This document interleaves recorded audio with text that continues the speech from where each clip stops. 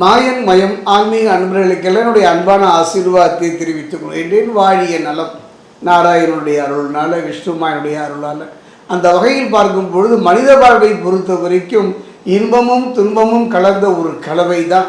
வாழ்க்கை ஒரு வட்டம் மாதிரி தான். மேலிருப்பவன் கீழ் வருபவன், கீழிருப்பவன் மேல் வருவதும் பார்த்திங்கன்னா ஒரு காலத்தினுடைய கட்டாயம். அந்த வகையில் பார்க்கும் பொழுது ஜோதிடம் மனிதனுடைய கலங்கி நிற்கும் பொழுது, கண்கலங்கும் பொழுது அவருடைய மனம் இறைவனை நாடுகின்றது. அந்த இறைவன் சார்ந்த ஜோதிடம் ஆண்டுகள் பல கடந்தாலும் இன்னும் ஒரு நம்பிக்கையோடு பார்க்கக்கூடியது அந்த சோழி பிரசன்னம். அந்த வகையில் பார்க்கும்பொழுது எத்தனையோ பரிகாரங்கள், நதி வழி போனால் கரை உண்டு, விதி வழி போனால் யாருண்டு என்பதை போல எத்தனையோ பரிகாரங்கள் செய்தாலும் கூட கர்மா நம்மை விட்டு விடுவதில்லை, நம்மை சில நேரங்களில் கலங்கடித்து விடுகின்றது. அந்த வகையில் தான் பார்த்திங்கன்னா ஒரு அற்புதமான ஒரு நிகழ்வு. அதாவது ஒரு முறை நான் மலையத்துவ தேசம் சென்று வரும்பொழுது அங்கு ஒரு நண்பரை சந்தித்தேன். கிட்டத்தட்ட பார்த்து நண்பர் என்று சொல்வதை விட அவரை குரு என்று சொல்வதா, ஆசான் என்று சொல்வதா என்றெல்லாம் என்னால் விளக்க முடியவில்லை. காரணம், ஞானத்தின் வடிவமே அவர் தான். யதார்த்தமான ஒரு ஜோதிடர் மட்டுமல்ல, யதார்த்தமான ஒரு மனிதர். உலக நலன் வேண்டி வாழுகின்றவர்கள் எத்தனை பேர், அதில் இவரும் ஒருவர் தானே. அந்த வகையில் பார்க்கும் பொழுது ஒரு அருமையான விஷயம் சொல்கிறார். திருத்தணி பாதசனீஸ்வரர் ஆலயம் அமைத்து அவருக்கு சேவை செய்கின்ற அற்புதமான விஷயம். ஒரு மனிதன் ஆலயம் கட்டுவது, அதுவும் இந்த யுகத்தில், அதிலும் சனீஸ்வரனுக்கு ஒரு ஆலயம் கட்டுவது அற்புதம் தானே. அந்த பணியை சனி பகவான் உங்களுக்கு செய்திருக்கின்றார். அந்த வகையில் பார்க்கும்பொழுது ஒரு சோழி பிரசன்ன ஜோதிடராக இருப்பதனால பரிகாரம் என்று சொல்வதை விட 12 ராசி 27 நட்சத்திரம். அந்த வகையில் பார்க்கும் பொழுது பயிற்சின்னு எடுத்துக்கிட்டிங்கன்னா குரு பயிற்சி, சனி பயிற்சி, ராகு கேது பயிற்சி. இந்த 3 பயிற்சிகளில் பார்த்திங்கன்னா சனி பயிற்சியை பொறுத்த வரைக்கும் ஒரு பயம் கலந்த அச்சம் கலந்த உணர்வோடு தான் பார்க்கப்படுகின்றது. ஏனோ இந்த பயிற்சி அடிவயிற்றில் ஒரு கலக்கத்தையும் பயத்தையும் தருகின்றது. அந்த வகையில் பார்க்கும் பொழுது அதாவது சனி பகவானை பொறுத்த வரைக்கும் நீதிவான் என்று சொல்வதை விட நான் செய்த கர்மாவுக்கு ஏற்ற பலனை தருவதில் இவனுக்கு ஈதே இடையேது. அதை விட ஒன்று சொல்கிற கேட்டுக்கங்க, இவன் கொடுப்பதை இவன் தடுப்பார் என்பார்கள். சனியை பற்றி பயப்படவே வேண்டாம். அர்த்தாசன சனி, ஜென்ம சனி, பாத சனி, கண்டக சனி, ஏழரை சனி, ஏன் நாட்களில் கூட சனி என்றெல்லாம் அடுக்கிக் கொண்டே போகலாம் அவனுடைய வலையினுடைய வீச்சு. அந்த வகையில் பார்க்கும்போது ஒரு அழகான பரிகாரம் என்று சொல்வதை விட இதை செய்து பார்க்கலாம். இன்றைய காலம் அல்ல, அன்றைய காலத்தில் கூட திருமண நிகழ்வு மனிதனுக்கு மட்டுமல்ல தெய்வத்திற்கும் சில திருமணங்களை செய்து அழகு பார்த்தார்கள். சீதா கல்யாணம், அந்த வகையில் பார்க்க மதுரை மீனாட்சி திருக்கல்யாணம் என்றெல்லாம் இறைவனுக்கும் திருக்கல்யாணம் செய்து லட்சக்கணக்கில் கூடி கண்டுகளித்தார்கள். இந்த நிகழ்வை பார்ப்பதனுடைய நிலை என்னன்னு பார்த்தீங்கன்னா, பலன் என்னன்னு பார்த்தீங்கன்னா, பயன் என்னன்னு பார்த்தீங்கன்னா, திருமணமே ஆகாமல் கலங்கி இருப்பவர்களுக்கு ஒரு நல்ல வரன் அமைவதற்கும், அது மட்டும் கிடையாது, திருமணம் செய்து விட்டோம் நிம்மதியை இழந்து விட்டோம். இழந்தது காதல் திருமணமாக இருந்தாலும், பெரியவங்க பார்த்து வைத்து திருமணமாக இருந்தாலும், மனித வாழ்வில் திருமணம் ஒரு இன்றியமையாத ஒரு தேவை தானே, அவசியம் தானே. அந்த வகையில் பார்க்கும் பொழுது யாருக்குமே தெரியாத ஒரு அற்புதமான ஒரு திருமண ரகசியம் சொல்கின்றேன். அதுதான் திருக்கல்யாணம். 1000 திருக்கல்யாணம் நீங்கள் பார்த்திருக்கீங்களா? இந்த ஜூலை மாதம் வருகின்ற ஒரு அற்புதமான ஒரு திருக்கல்யாணம். என்னுடைய அனுபவத்தில் சனி மாறி ஒரு அற்புதமான ஒரு கிரகம் இல்லை என்று நான் நடித்து சொல்வேன். காரணம், சனி பகவான் போய் சிவபெருமானை சந்திக்கின்றார். நீங்கள் இட்ட கட்டளை தானே நான் செய்கின்றேன், ஆனால் எல்லோரும் ஒரு பிரச்சனைகள் வரும்போது சனி என்று என் பெயரை சொல்லி தானே திட்டுகின்றார்கள் என்று கலங்கிய பொழுது சிவன் அவரை அரவணைத்து கருணை பொழியும் கண்களை அவர் மீது செலுத்தி, நீ என்னுடைய அம்சம், தர்மத்தின் தலைவன், நீதிமான், கர்மாவின் கர்த்தா, ஆயுள்காரகன், அதனால் எதை பற்றியும் கவலைப்படாதே, உன் கடமையை செய் என்றார். அந்த வகையில் பார்க்கும் பொழுது சனி பகவான் பார்த்தீங்கன்னா சிறந்த சிவபக்தன். திருமணம் ஆயிடுச்சு, தன் மனைவி அன்போடு ஆசையோடு நெருங்குகின்றார். ஆனாலும் சனி பகவான் சிவ தியானத்தில் இருக்கின்றார். அதனால் வெறுப்புற்று கோபமுற்ற அவருடைய துணைவியாராகியவர் நீலாதேவி சபித்து விடுகின்றார். எவ்வளவு ஆசையாக வந்த, எவ்வளவு அன்பாக வந்த, நெருங்கி வந்தேனே, என்னை அலட்சியப்படுத்தி விட்டீரே, ஒரு கருணை மொழியும் ஒரு கண்கால என்னை பார்த்திருக்கலாமே, ஒரு கடைக்கண்ணை என் மீது பதித்திருக்கலாமே என்றெல்லாம் அவர் கலங்கி கோபமுற்று சிறந்து ஒரு சாபம் விடுகின்றார்.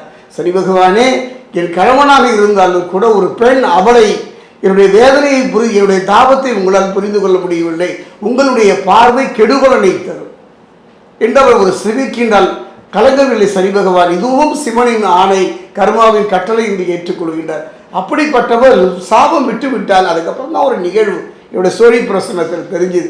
கலங்கி போகின்றார், சனி பகவானுடைய திருவடியை பற்றுகின்றார். தெரியாமல் அறியாமல் ஏதோ ஒரு வேகத்தில் சொல்லிட்டா, ஐயனே என்னை மன்னித்து விடுகிறேன் என்று சொன்ன பொழுது தான் அவர் சொல்கிறார், கவலைப்படாதீர்கள். அப்போதான் ஒரு நிகழ்வுங்க. அதுதாங்க வாழ்க்கையில் எல்லோருக்குமே துன்பப்படுறது இல்லைங்க, எல்லோருமே கடைசி வரை கலங்கி இருப்பது இல்லை. அப்படிப்பட்ட சூழ்நிலையில் அவருக்கும் ஒரு திருக்கல்யாணம், சனீஸ்வரனுடைய பகவானுக்கு ஒரு திருக்கல்யாணம். இதை யார் பார்க்கின்றார்களோ, இதை யார் மனதார நினைக்கின்றார்களோ, அங்கு வந்து நிற்கின்றார்களோ அவருக்கு சனியினுடைய கெடுபலன் இல்லை. காரணம் அவ்வளோ பந்தங்க, அவ்வளோ பாசம் நீலாதேவிக்கு சனி பகவானுக்கு. சனி பகவானுக்கு எந்த அளவுக்கு சிவன் மீது பக்தி வைத்திருந்தாரோ அந்த அளவுக்கு தன் மனைவியின் மீது பக்தி தாடி. அந்த வகையில் பார்க்கும் பொழுது நான் சொன்னேன் அல்லவா, 8 சனி பகவானுடைய வலை, ஒவ்வொரு வலையும் 2.5 வருட காலம் நம்மை சூழ்ந்து நெருங்குகின்ற பொழுது கலங்கித்தான் போகின்றோம். எல்லாம் இருக்குங்க, நல்ல மனைவி, நல்ல கணவன், நல்ல பிள்ளை, நல்ல சொத்து பந்தம், பதவி, பட்டம் இருந்தும் அனுபவிக்க முடியாத ஒரு சூழ்நிலை தானே. அந்த நிலை மாற வேண்டும் என்றால் ஒரு நிகழ்வு நமக்கெல்லாம் தெரியும். தேனி அருகே பார்த்தீர்கள் என்றால் சனி பகவானுக்கு ஒரு அற்புதமான ஒரு ஆலயம் கொச்சனூர். சுயம்புவாக சனி பகவான் தன்னுடைய துணைவியாரோடு இருக்கின்ற ஒரு அற்புதமான ஆலயம். அந்த ஆலயத்தின் சிறப்பு வந்த மாதம் ஜூலை மாதம் பார்த்தீங்கன்னா 31ஆம் தேதி பார்த்தீங்கன்னா 3வது வெள்ளிக்கிழமை பார்த்தீங்கன்னா சனீஸ்வர பகவானுக்கு திருக்கல்யாணம். அற்புதம், என்னுடைய அனுபவங்க. நான் எல்லாம் நான் மட்டுமல்ல, எத்தனையோ என்னிடம் ஜாதகம் பார்க்க, ஜோதிடம் பார்க்க, பிரசன்னம் பார்க்க வந்தவர்களையெல்லாம் நான் கை நீட்டி இருக்கிறேன். சென்று நின்று பாருங்கள். நம்முடைய கலக்கத்தையும் கண்ணீரை துடைக்கின்ற ஒரு அற்புதமான ஆலயம் கொச்சனூர். நிறைய சனீஸ்வர பகவானுக்கு ஆலயங்கள் இருந்தாலும் கூடிய திருத்தணி பாத சனீஸ்வரர் ஆலயம். அது என்னுடைய அனுபவத்தில் கொச்சனூரில் வருகின்ற ஜூலை மாதம் 31ஆம் தேதி வெள்ளிக்கிழமை, 3வது வெள்ளிக்கிழமை அன்னைக்கு சனி பகவானுக்கு திருக்கல்யாணம். அவசியம் சென்று வழிபாடு செய்து பாருங்கள். திருமணம் ஒரு மனிதனுடைய வாழ்க்கையில் நல்ல துணைவிங்க. நம்முடைய இந்து தர்மத்தில் பார்த்தீங்கன்னா சிவன் பார்வதியாக, நாராயணன் மகாலட்சுமியாக, பிரம்மா சரஸ்வதியாக, முருகன் வள்ளி தேவானையோடு இருக்கின்றார்கள். அப்படி இறைவனுக்கு திருமணம் செய்து பார்க்கின்ற ஒரு அற்புதமான வைபவம். எத்தனையோ நம்ம சீதா கல்யாணம் பார்த்துட்டோம், எத்தனையோ மீனாட்சி திருக்கல்யாணம் பார்த்துட்டோம். அந்த வகையில் பார்க்கும் பொழுது சனீஸ்வர பகவானுக்கு ஒரு அற்புதமான திருக்கல்யாணம். அவசியம் நின்று வணங்கிப்பதால் பாருங்களேன். முடியாதது என்னை பொறுத்தவரை சனியால் இல்லைங்க, சனியால் முடியாதது யாருமே முடியாது, அனுபவம் தானே. அந்த வகையில் பார்க்கும்போது அவ்வளவு தூரம் போய் முயற்சித்து பாருங்கள், தப்பு கிடையாது. சென்று நின்று பாருங்கள், கண்ணீரை காணிக்கையாக்கி பாருங்கள். அவ்வாறு முடியவில்லை என்றால் ஒரு அற்புதமான பரிகாரம். இந்த வருகின்ற ஒவ்வொரு காலம் 2.5 வருட காலம் சனி பகவானுடைய காலகட்டம். அந்த வகையில் பார்த்தீங்கன்னா சனி பகவானை பொறுத்த வரைக்கும் இப்போ எங்கே இருக்காரு, மீனத்தில் இருக்காரு. அவர் மீனத்தில் இருந்து வக்ரமாகின்றார்.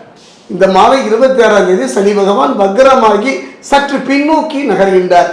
அதாவது மீனத்திலிருந்து அவர் கும்பம் வரல, அந்த நட்சத்திரத்துக்குள்ளேயே அவர் பயிற்சியாகின்ற ஒரு அற்புதமான காலம் தருணம்.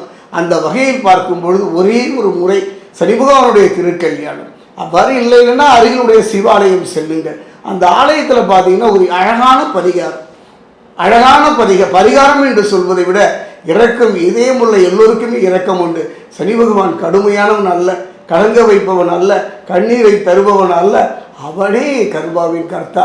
அந்த வகையில் பார்க்கும்போது பார்த்தீங்கன்னா இந்த மாதிரி மண்ணால் செய்யப்பட்ட காகத்தினுடைய திரு வடிவம் குச்சனூர்லேயும் கிடைக்கும். அப்படி கிடைக்கும்னா நாமே கொஞ்சம் களிமண் மாதிரி மண்ணால் பிசைந்து இப்படித்தான் இருக்கணும்னு அழகான வடிவம் இருக்குல்ல, இப்படிப்பட்ட ஒரு வடிவம் காகத்தினுடைய வடிவம் செய்து அதை 3 முறை தலையை சுத்துங்கள்.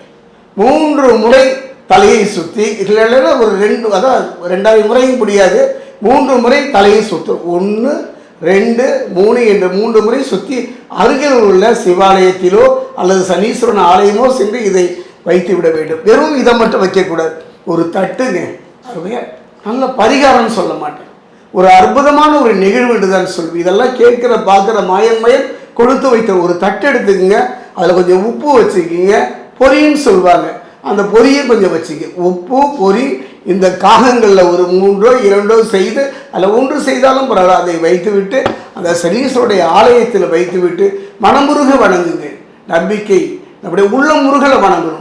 பகவானே, அறிந்தும் அறியாமலும் தெரிந்தும் தெரியாமலும் நான் மட்டுமல்ல 7 தலைமுறையில் செய்த சாப பாவங்கள் விளங்கி எனக்கு ஒரு நிம்மதியை கொடு, சந்தோஷத்தை கொடு, என்று மனமுருக பிரார்த்தனை செய்து ஒரு எல் தீபம் ஏற்றுங்கள், ஒரு கருப்பு வஸ்திரம் கொடுப்பீர்கள். ஆனால் அற்புதமான ஒரு யோக பலம். இது செய்வதற்கு சரியான காலத்தால் செய்தால் மட்டுமே பலன் உண்டு. ஆடிப்பட்டம் தேடி விதை என்கின்றார்கள் அல்லவா? அந்த வகையில் பார்க்கும்போது இந்த வருடத்தில் இந்த மாதத்தில் சனி பயிற்சியை சந்தித்தோம். அடுத்து சனி வக்ர பயிற்சி. இது செய்து வருவோமானால் நிம்மதி கண்டிப்பாக உண்டு. உங்கள் வாழ்க்கையில் எல்லா நலமும் வளமும் விளையும். சனி பகவானுடைய அருளும் உங்களுக்கு முழுமையாக கிடைக்கணும்னு பிரார்த்தனை செய்யும்.